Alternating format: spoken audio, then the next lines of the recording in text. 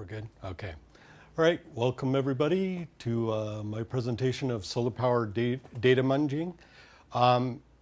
If you have any questions about any of the stuff I discuss here, feel free to stop me at any time. If you have any discussions about how the solar system that I have installed actually works, I'll be happy to answer those questions, but I'd like to hold those until the end, just so people who are not interested can leave. This is a work in progress, so it's not really a completed project, but this is basically where I've got it so far, and it's to the point where I thought it was at least enough to present and show. So, first of all, we'll define some terms. Some of these are self-explanatory. Nice. Does it go up to 11? It does go up to 11. I'm not sure, but I think munging looks something like this. And kilowatt hours, I'll be mentioning that. There won't be a test afterwards, but in case you're curious, that's the definition of a kilowatt hour. So, all right. I hadn't really mentioned this before, but I figured since I had one place to plug, I'd go ahead and plug both. First of all, I'd like to thank Liquid Web for giving us the equipment and the space to do these meetings in. Also, Going Green Solar is the place that I got my solar through, and I was pretty happy with it. So anyways, enough of that. Picture of my solar panels. Pretend this tree isn't there because it's no longer there. But I took this before they took the tree out because that tree was in the perfect place to give us wonderful shade somewhere on the panels all day long. So yeah, tree had to go, unfortunately. All right, I'll go ahead and just go through all of these real quickly. And you know what I'm going to do is just, I'm just going to open them all up so I can just page through them.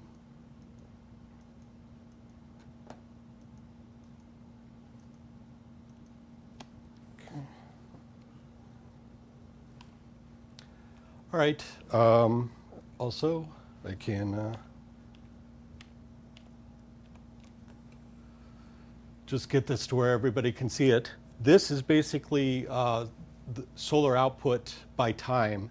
I just picked an arbitrary date. That's actually the first date that I had good data to work with. Interesting story, there's actually two sensors in the system. And for a while, only one of them was working, so I actually had negative data in some places, so that was kind of screwed up. But this was the first day that I had of good data. You could see about 6:30-ish in the morning and about 6:30-ish at night, back when this started. You get a fairly nice curve. I'm guessing this might be a neighbor's tree or something, why it ramps up a little slower in the morning. Not quite sure about that yet. One of these days I'm going to actually check. But then you get to your peak power here right around noonish. Basically, it takes a sample approximately every 5 minutes and sends that to a company that keeps track of all this data. And you can, as you could tell, just trace along here, you'll get the exact value. Also, just added a little... It's a sweet looking calendar. I made it myself. I mean the good people at jQuery made it. You can see I occasionally get spurious data points. I'll talk about that a little more later, where something seems a little out of whack. Let's go ahead and go to the next one.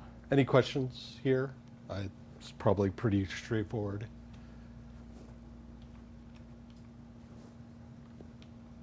Oh, of course, I probably got focus on something else now. Okay, here is the, nope, that's by month. Okay, this is the JSON data that just produced that graph. Basically, I'm using, I didn't make the graphs either. It's called the Open Flash chart It's basically a Flash chart with a JSON API where you just pass it the JSON and it, charts. If you do it right, then it charts everything for you. So most of this stuff is fairly basic, title, you got to see the title, styles and stuff like that. Not going to go through all of that, not terribly interesting, but then you've got your elements here. I'm going to kind of breeze through this one because there's actually a couple of others that are a little more interesting to look at. So I'll look at if I can figure out the right, okay, this one's the one that's a little more interesting. The other one was my very first graph, the one that I took my first shot at. This one here, I've actually synchronized it with weather data. So you can see there, clear. I'm basically getting the weather data from a different source online. And they actually have an API, so it was a lot easier, but I'll show you all the code later. Just wanted to show you the shiny stuff up front. But this day was pretty clear. That's why we've got a fairly nice curve going on here. How do you adjust the size of the chart? Oh, actually, it's just control plus and minus. No, I meant as far as the data, like the range. that Oh, you're seeing. okay, yeah, that's in the JSON, which actually, right here, I think it's the x-axis. So you've got on the x-axis step 12, Okay. just because I found that was a pretty nice step to not have everything run together. And then you set your minimum and maximum on your y-axis. I picked 0.8 because I just noticed it never went above, like, I think 0.6, a little over 0.6 was the highest number I ever had. So just gave it a couple extra for a good measure. And it's got a step of 0.1. So that's basically it. But it doesn't- This is completely adjustable. Okay, but you do that manually on the JSON layer? I did here, yeah. I could very easily, read the data and then dynamically generate it. But I figured in this case, unless we have a huge solar flare or the sun starts, enlarging, probably the data is not going to vary that much. So anyways, Cool. and again, there are a lot of things, like I said, this is a work in progress. So I'm going to keep improving this as I go. This is just where I'm at so far. So any other questions about With this? the weather, are you just doing like cloud conditions or also temperature? I actually have a whole huge amount of, I've got wind speed, wind direction, ridiculous amounts of data that I'm not even using yet. So yeah, at this point, I just went for actual conditions is all, but I figured I'd just do it up front to where I grab all the data so that as I go, I can figure out what other kind of graphs I want to make and look at and that sort of thing. So, yep, I've got way more data than I'm actually using at this point. So, but I have big plans, big plans. Okay, this is basically back on the 14th of last month. I happen to remember that just because I've looked at these graphs so many times. This was the day that it rained. So as you can tell, it's, all over the place. Starting up here, we've actually got a little bit of clear up here, and you can tell that part of the curve's fairly normal. So in the morning, it was kind of clear, but then we got to here, scattered clouds, and you can tell the curve starts going all the heck. Oh, there we go, mostly cloudy, and that's right before it dips pretty badly. So again, the whole reason for the weather stuff was I wanted to be able to explain to myself, months later when I look at a graph or something, well, what was going on that day that made it look wonky. Another part of this too is kind of somewhat practical. I'll admit most of this is kind of geeky and probably overkill, but I actually wanted to monitor, and I'll show you another graph that I do that, the peak output, so that I know when to go out and wash off the panels because they've got too much dust on them. If I notice that the weather's been good, but my output's been going down, I know it's time to go out and clean. So any questions so far about this? One of the other things I also wanted to do is distinguish these weather points, because the weather data and is not as often. It's once per hour sample versus every 5 minutes for the solar data, so that I don't have to search for them. But I didn't get around to figuring out exactly how I wanted to do that. So that'll be a future thing.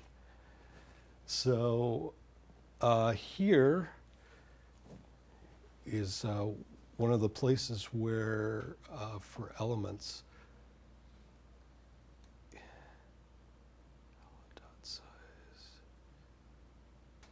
yeah, you notice the X label value, those are the special things that it parses out to put the little tooltip on there. So let's see.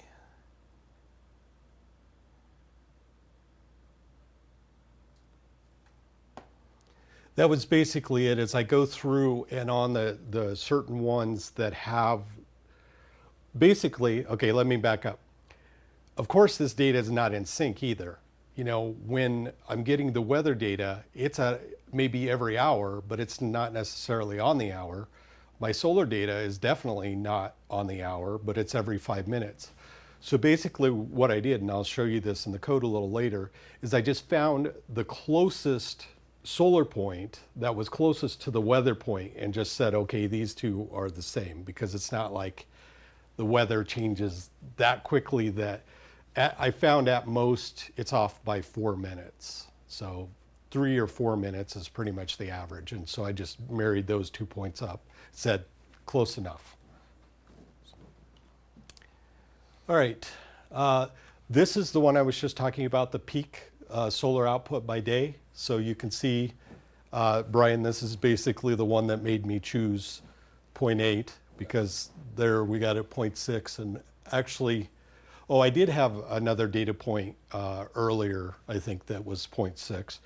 But this one I've got the, this also, you know, hover over it, gives you the value. And again, the good people at jQuery did the hard work here. So I can go back and pick like, let's see, that does cover the April 14th. Let's go from there. I'll probably get a point to where, yeah, I've got too many points here. They're starting to run together, but we can just pick.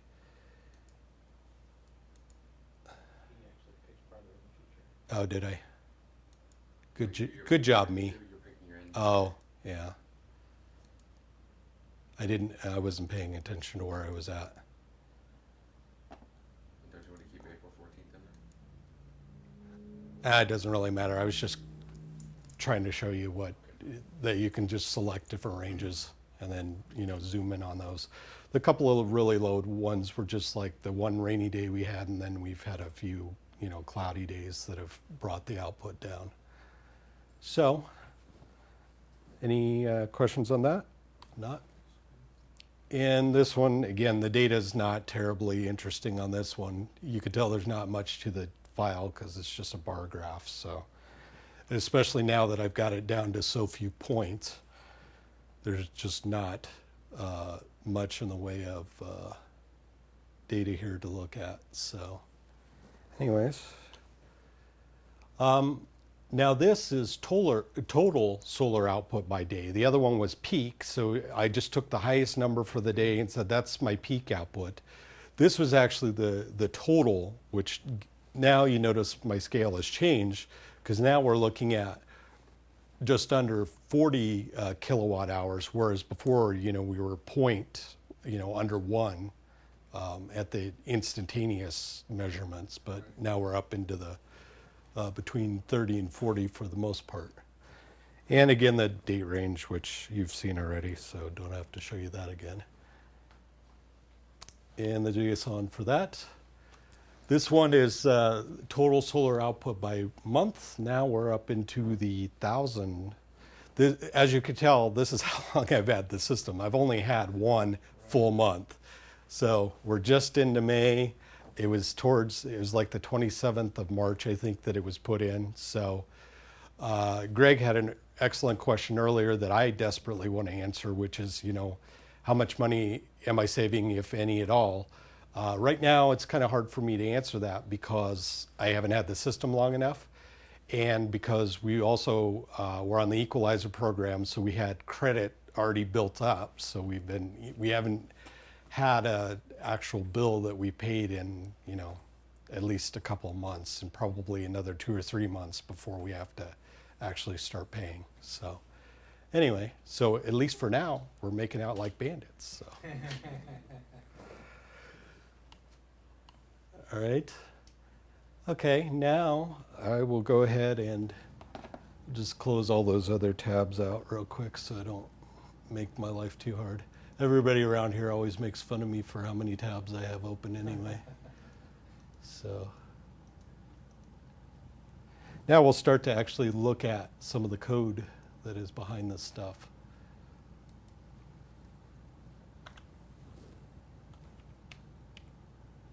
Is that pretty good for you guys over there? Yeah. Read it okay? All right. This is the one that actually gets the solar data for me. I've got it running on a cron, about, if I remember correctly, about 7 o'clock in the morning for no particular reason. I just wanted to make sure that I've got the full data for the previous day. So every day that it runs, like when it ran this morning, it picked up all the data for yesterday. So anyways, you'll see redacted for obvious reasons in some places. Just faking like we're Firefox here. I'm sure I know different people have, and I've talked before about www mechanize. I'm going to breeze through some of this because there's a lot of code to get through, but stop me if anybody goes, hey, I don't know what that is, or you've got any questions about it. But basically, it acts like a Perl browser for you. That's basically what it's doing. I literally went through the steps manually in my browser to figure out where I needed to go, and then I just wrote the script to do the same exact thing that I just did. So it just tries to go to the first URL, and if it doesn't succeed, it prints out a warning error. And if it does succeed, it just goes to the next step. So first it logs me in, then it submits a form down here. First I follow a reports link that's on one of the pages to take me to the reports. And then right around here, this is where I specify with using datetime, I just create an object that says, hey, I want yesterday's date. So that's basically all I'm going with here. So I'm just subtracting 1 day from whatever's running here.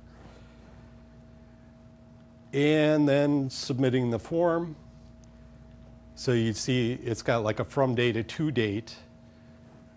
And type and system is like a unique identifier for me, my particular system. In my case, I always put the same start date and end date because I only want 1 day.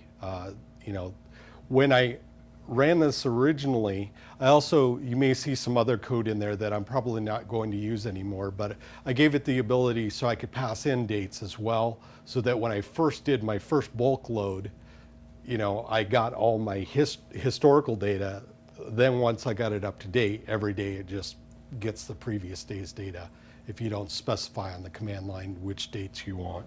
That would also be useful for catching up if they change the format of their page. Exactly, and I lose data, then yeah, I'll have the ability to go back and get it. So anyway, then we connect to the database, and literally this table, there's not much to it.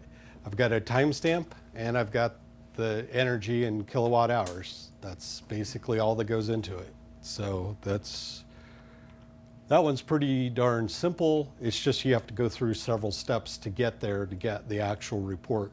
It's allegedly giving you an Excel file, but it's actually Excel, it's .xls, but it's actually HTML. It's just a table, HTML table. So if you look at the top, that's why I'm using HTML table extract, is because it's literally all it does is extract data from tables. So I didn't have to screw around with anything else. Just, got the data I wanted, and that was it. So there's my extraction object, and then I just parse it, and then just loop through everything. And basically, there's a couple of there's some headers at the top that I want to skip over. So I just check the first column for something that looks like a time, and if it doesn't look like a time, they actually don't put the date in there. But obviously, I know what the date is, so I just add that in front of the time here. So all they give you is the time. I think the date may be in one of the headers that I skip, but anyways, that's why I do it that way, and that's basically it. Any questions on that? Yeah, Marty. Yeah, so this is this APS that you go to, an APS site? Or? No, this is a company through the, I don't know if it's like a subsidiary company of the company that I started with or someone that they're farming this out to, but it's someone that just, Monitoring your equipment? yeah, I have 2 monitors in my house, one outside, one inside. The one inside is, it's literally, I actually accurately predicted what it would be because I had heard of them before I got them, and I'm wondering if it's just a little box that you plug into the wall and plug in Ethernet to. Guess what? It's a little white box that you plug into the wall and plug Ethernet into. That's it. And basically, the outside monitor sends all of its data to the inside one, and then the inside one sends it all out to the company that keeps track of all of it. So then they haven't, it gives you total output of the system, not how much you use versus how much. No, the- and you raised a very good question, which I'll address later. All right, any other questions? I promise it's actually in my slides, so I will get to that question. I won't forget. All right. This is the one that does the weather, and this one's actually even much simpler. So you can tell here I've got an API key. I just went in and signed up. It was free. And I can use their API, which is pretty nice. Just pass in my key, pass in what type of thing I'm looking for, which was history for that particular date. Again, I'm just looking for yesterday's data. And they actually have way more data even, because they've got real-time data that, they've got almost anything you could think of related to weather. So I almost wish I had other uses for it. But at this point, I'm probably actually an odd user. Most people probably care more about the real-time stuff. Actually, all I care about is the historical. I just want to know what happened yesterday. And I just keep track of all of that. So, and this has something to do with the code of the weather station that's closest to me, which is, it's actually like a mile or so from my house. So it actually should be fairly accurate from my standpoint.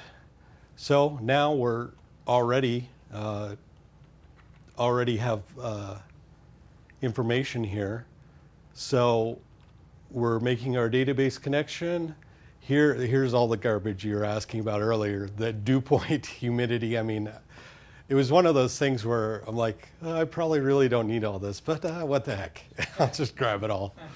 Who knows? I might need it later. So I got all kinds of, even gust speeds versus the normal constant wind speeds. So They don't I went offer anything overboard. As far as air quality, particulates? Oh, that's a good question. Good question. I don't know. No, you raised a good point. I'll look into that. Yeah, thank you. That's a good point. I'll have to check into that. Also UV index. I'd be wondering if the index is Oh, higher, yeah. you get more energy out of it. That's also a good point.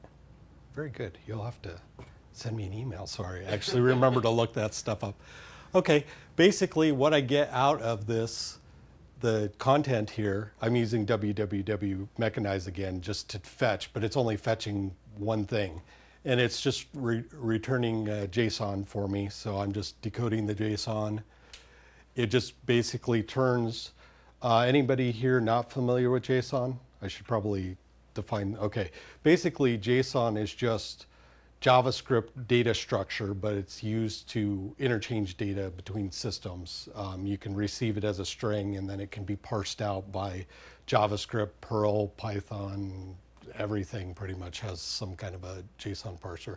So it just basically takes that data structure, turns it into a Perl data structure, and then I just go in and grab the things that I want. And I mostly just did this so that I wouldn't forget what the heck these abbreviations were at the time. So anyway, just to make it a little more self-documenting for myself. And that's it. And sticks it all into the database. So any questions before I move on from that one?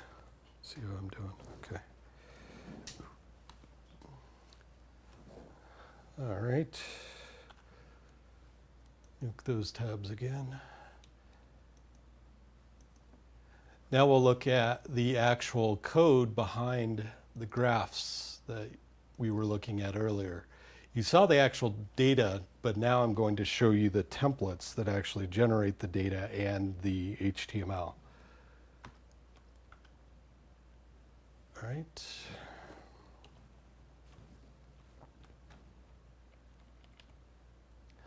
All right, I'm not going to go into this too much because I've presented to some of you probably a long time ago. I've got my own templating system. Yes, I know it's passé. I actually started, in my defense, though, back when I started writing it, there wasn't really much available. I've been working on this for literally, you can measure it at least in 1 decade. I've been working on it. So anyways, and it keeps me off the streets and out of jail. So. All right, well, basically what I do is I set up a date variable. This right here is just directly translated from whatever CGI variable gets passed in. So you pass in a date parameter, it gets stuffed into the date scalar. And I just either, if you pass in a value, I keep it. If you don't, then I automatically default it to yesterday. Because I figure most of the time, like especially, you notice those graphs were somewhat small before I made them huge, but that's because I wanted to be able to see the whole graph on my phone. So most of the time, if I'm just going to whip it out and just pull it up real quick, I can see what it looked like yesterday. Boom, I'm done. So that's why I had a default to yesterday. Then it just puts in wherever the date is in the header. This right here, you need this JavaScript file, and this is your Flash object that actually does the graphing. And, you know, basically this tells it what, I think it's which ID to go for. Yes, it is this ID, solar output by time, solar output by time. So it basically takes this div, empty div, and puts the graph in it. And then these are just the dimensions, width, height. I don't even know what that means. That was just there. And then the rest of it's fairly standard too. I don't remember that there was anything else terribly interesting. Oh yeah, this part is interesting because this is where you're getting your data from. So I'm just making a call out to my same server under a JSON subdirectory to this template, and I'm passing it the date as well because it needs to know which date to generate the data for. All right, any questions so far? This is all my jQuery UI stuff. They're the ones that made the nice little calendar widgets. jQuery UI. This sets up my date picker here, which is basically, so when you click on the text input field, it pops up with the calendar. And obviously you can tell I'm using this date format just because it's consistent throughout. It's easier to put it into the database. And well, you may have noticed too, I was using the ISO whatever format with the year first. That allegedly could be because I'm lazy, but actually I prefer that date format because it's just unambiguous, you know, versus European versus American date formatting where you have the month. Because let's face it, frankly, the American one makes no sense whatsoever anyways. I mean, it's month, day, year. I mean, come on. Plus, it's easier to sort, and it's got all kinds of advantages. So anyways, I just happen to prefer that date format, so that's what I use. There's our input date picker here. You notice the ID. So that's how it knows when I click on this to pop up the calendar, and then whatever date I pick, it populates it back into the field and then hits submit. I'm going to go off on a little tangent here real quick, just to explain. We discussed it a little while ago, and we decided to open the group up to like related technologies as well as just Perl. So if you're wondering why the heck I'm talking about JavaScript and stuff like that, or JSON, that's why. It's just because in this talk I figured I wanted to cover something that's kind of real world, because it is. And I'll tell you some of the interesting things, like Marty was asking earlier at the end of the talk, of the things I ran into because it's real world data. Of course, test data is always nice, but the real world is messy. So yeah, you'll see why in a little bit. Okay, any questions on this? This was actually one of the simpler ones. All right, this is the JSON file that generates the JSON data that you saw earlier.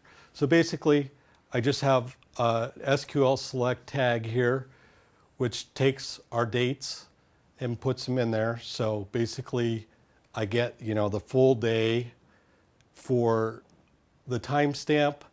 I put the timestamp in the format that I want. That's the thing you remember that was across the x-axis as my label. And then I get energy from generation. You remember this table only has the two fields anyways, the timestamp and the energy. And this was just a little optimization to make the graphs a little nicer, because the original graphs I did look like this, because you had the full day, but you had 12 hours or less of zeros. I mean, who cares about that? So I just did that so that it's only showing me where I actually, plus then it's easy to identify what time of day it's starting generation, what time it's stopping, because I don't have that graph yet, but that's another one I want to do so that I can track over the months, as the days get longer, and then I can do comparisons on, like total amounts in different months. Yes, I know Eric's laughing at me, but yes, I am this much of a geek.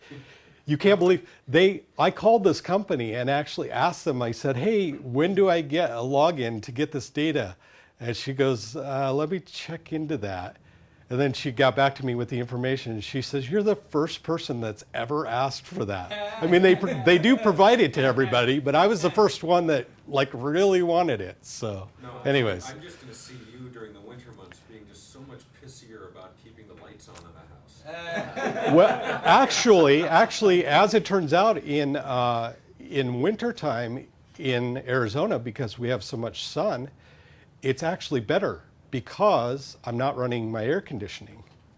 So I'm actually building up credits in the winter for the summer later. And I'll explain to those of you who are interested later about how that works. But anyway, then you'll notice this stuff looks pretty recognizable, right? This was the JSON. I could have, built a Perl data structure and, converted it all to JSON, but, what the heck, this was faster and easier for me. And again, I can always change how I implement it later. At this point, I just wanted to get something going as quick as I could so I could start looking at the data. So it just populates the header with the date. This is where, right here, oh yeah, that's the other thing I wanted to point out, is these results are put into this hash, where basically the timestamp in my format is the key, the energy is the value. So it's now in solar data. So then down here in solar data, I tell it I want it to display, and then I want it to use this to display with. This little %_ is kind of fun. It's actually a legal alias that you can create in Perl. So I did that. For any variable, I actually alias it to, if this were an array, I have an @_. If it was a scalar, $_, which those you guys have seen, those exist, but this one doesn't, at least as far as I know. I don't think it exists in default Perl, but anyways, it exists for me. And I mainly just did it to keep the code. I wanted the code very, very short. So, just a small snippet of code. So whenever you see this, it means this. And so I'm just joining the values together, and that's basically it.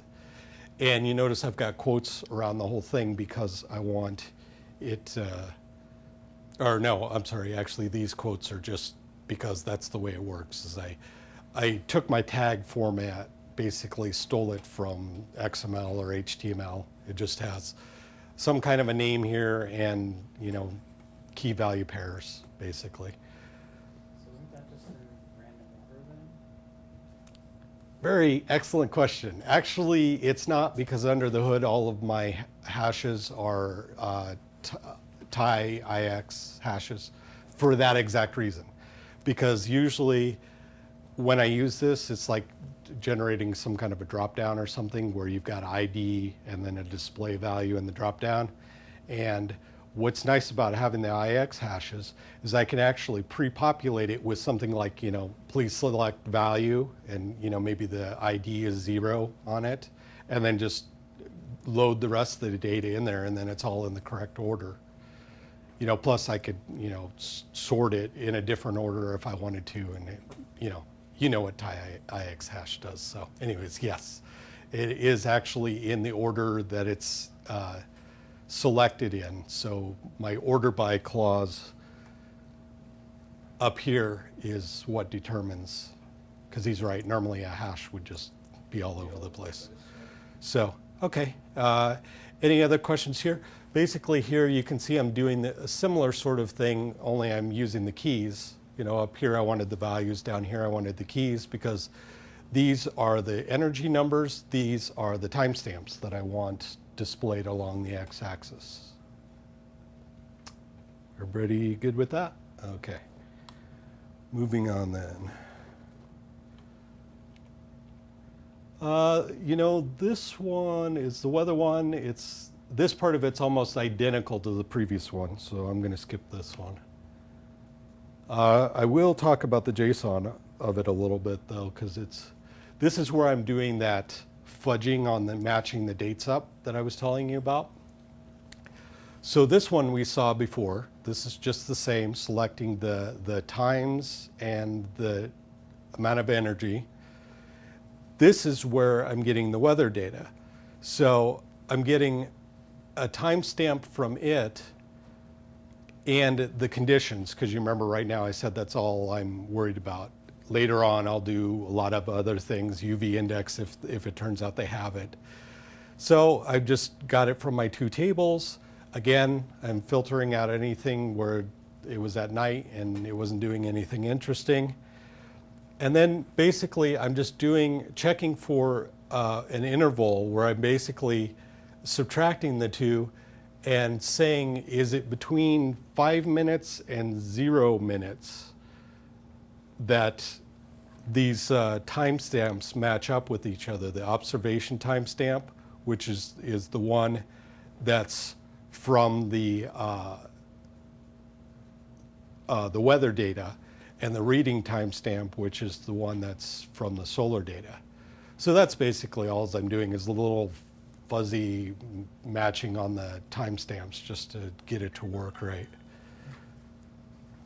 Sorry about that. I should have turned off my own cell phone. Anyway, and I think most of the other stuff is pretty straightforward, just setting up the dates. I do have a little function here that I used to format those tips, because the default is it just shows the energy value. But for ones that also have weather data, I wanted to format it and add clear, mostly cloudy, partly cloudy. So that's all this does, is it just figures out which data points it needs to add that to the tooltip. And let's see, anything else? Nah, I think most of the rest of it, unless you've got any questions, it's pretty close to what the other one looked like. So far, so good? All right. All right, let's see. This one, I'm not going to go through all of it, but I will mention this end date adjusted, because as it turns out, when you run the query, when you're picking days, it's actually on the end 1 day shorter than you might expect. It's correct. I mean, the way that the query works, it's correct. But the way you think when you're just picking dates, it doesn't give you, it cuts off 1 day at the end. So that's obviously, I just compensate for that and say, I leave the original date alone so that that's set up the way it is. But then down here, I add 1 day to whatever date you picked, so that when I run the query with that, it gives you that extra day and you're not left wondering what happened to it.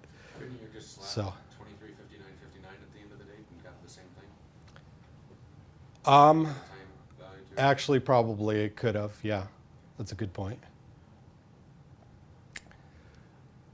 Okay, this one, because the date picker is doing, a range, is a little more complicated. You remember before it was, the date picker was like one line of jQuery. So this one, I'm not going to go through all of this for people who don't know jQuery, but this is basically just all the information it needs to populate 2 different fields with the start date and the end date that you pick off the calendars, which apparently I don't know how to do because I go too far in the future to pick my dates. Okay, and then just the start and end dates are passed along. Any questions there? Nope. Okay. This is one of those projects that's kind of interesting in that the individual pieces are fairly simple. It's just putting the whole thing together that takes all the time. None of this stuff is really complicated. Getting the data wasn't terribly complicated. Doing each individual graph wasn't that complicated. It's just, again, putting all the pieces together and making it mesh. Let's see here. This one, yeah, there's nothing new here. So we'll skip over that. This is, again, doing the same thing with the end date adjusted, so we already covered that. And nothing too interesting there. Nothing too interesting there. One thing I might point out with this one here that I'm doing a little differently is I'm doing a group by, because this is the one where I'm doing totals, so I want to do a sum on energy for the month. This is the monthly one, so the one that does day, I have day there instead. This one does month. So does that make sense to everybody? It just goes through and adds up all the numbers and says, here it is. I did compare, just spot compared some of my numbers versus some of the graphs they have on their site, and they were fairly comparable. So I'll explain the ones that were slightly off. Again, that goes back to Marty's question. I'll get that at the end. Okay, actually we're there. 12 of 12. Okay. Spurious data points, getting back to the real world data. I discovered the hard way. I know why. Because I had originally put a unique index on the timestamp. And then I found out the hard way that sometimes it samples more than once in a minute, because it seems to trigger a resample if for whatever reason, and I don't know what the parameters are. This is all based on observation and speculation, so I could be making stuff up here. Just know that, that's my disclaimer. But I've just noticed that if the number seems to be off from what it expects, I'm sure there's some kind of tolerance based on the previous number, then it goes ahead and it resamples. And I've seen it resample like up to 3 times within a minute or two until it gets a number that it thinks is right. So all of that stuff I just showed you actually is not yet compensating for those spurious data spikes. That's why I've got those in the graphs. That's one of my to-do things. Again, I just wanted to get this up quick so I could see data. Now I'm going to go back and it depends on the interest. If people are actually interested, I may show the new stuff again when I build new stuff. if I run out of things and nobody else has volunteered, then you'll get bored again, but whatever. But basically, that's one of the known problems that I have. So I had to take that unique key off because I didn't want to throw out any data. I want to keep all the data and then compensate on the front end for, and I haven't determined how. I'm probably going to do some kind of extrapolation by looking at the previous point and the next point and figuring out about where it should be. And then I'm also going to mark that point in a different color or something like that so that you know, hey, this is a fake data point. You know, it's there because that's most likely where it should have been, but for whatever reason, the sensors didn't, you know, who knows? It could be an electrical spike, could be a glitch in the internet when it tries to send the number. I don't know exactly why it does that, but I found out the hard way it does do that. So anyways, so yeah, I covered the multiple data points per minute, which just screwed me up. Okay, this goes back to what Marty was saying. This is my next major part that I'll be doing, is right now I don't have any clue. This is just generation. This is not my energy usage. So that's where it's going to get really interesting, is when I get the energy usage data in with the generation data. And what'll be nice is, even with all this data, I've also got the ability to challenge any parties who happen, you know, like if my power company says one thing and I find that they're wildly off, well, hey, I've actually got data. I'll probably still lose, but I can go down fighting with data. So anyway, yeah, so, but I can dream. And I'd like a pony too. And then obviously more graphs. As I get that data, I'm going to be able to generate a lot, you know, like pie graphs of, you know, where my data or where my energy sources are coming from, you know, power company versus the solar, stuff like that. So those are some of the other things that I do. Any questions here? How do you get the usage data? Do you get that from the power company? Or?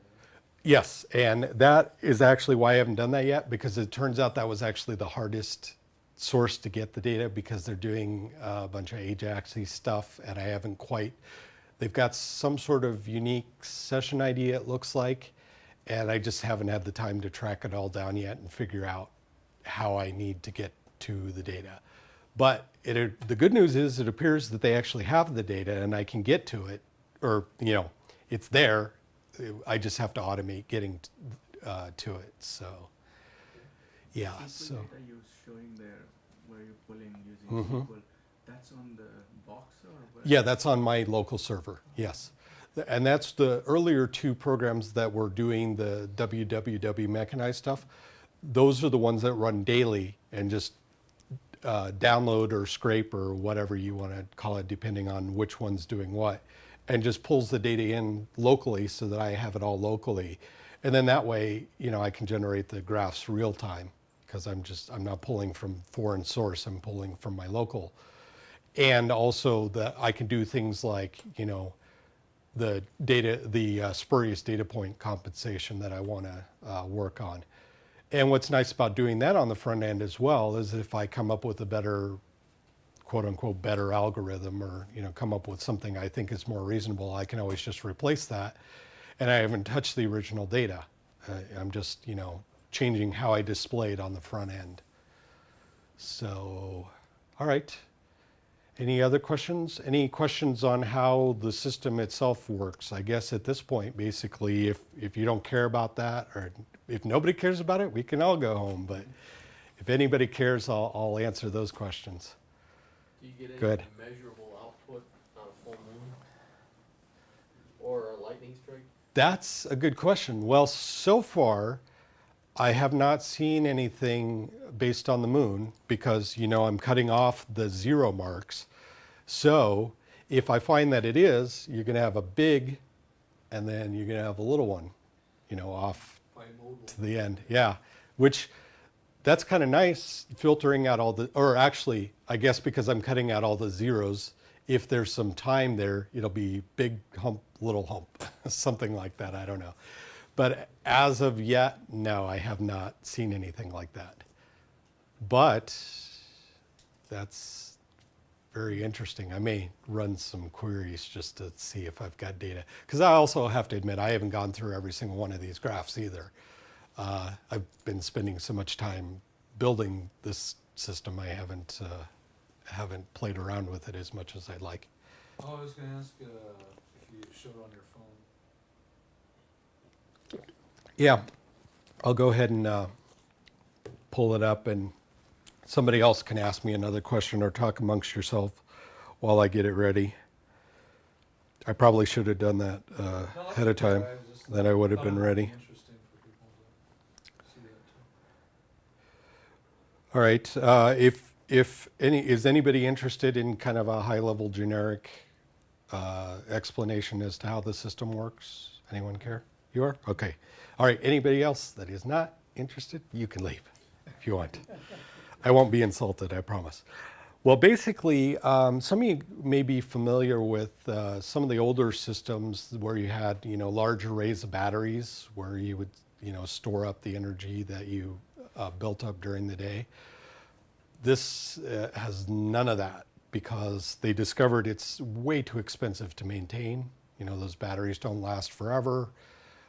They can also build up dangerous explosive gases and, a lot of fun stuff like that. So basically the way my system works is I'm still hooked into the grid.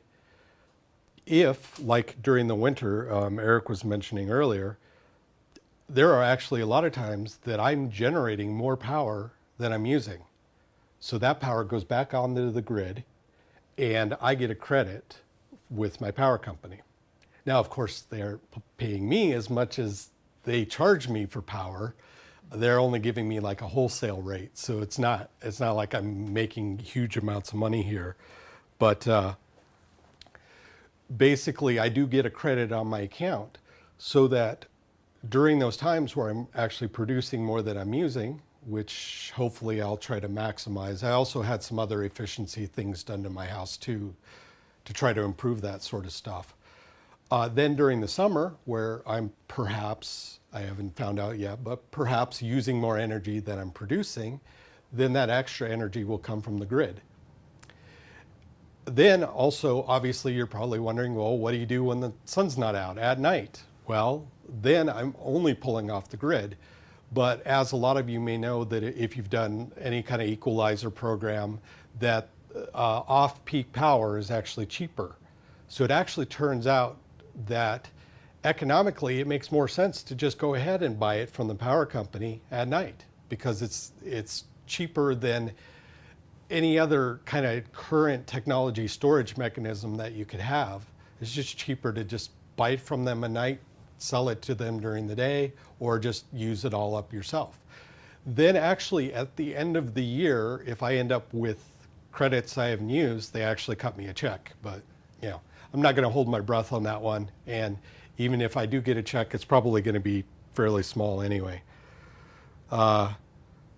So that's basically overall, how the system works. Also, you may have noticed in that picture that off to the left, there was kind of a black thing up there.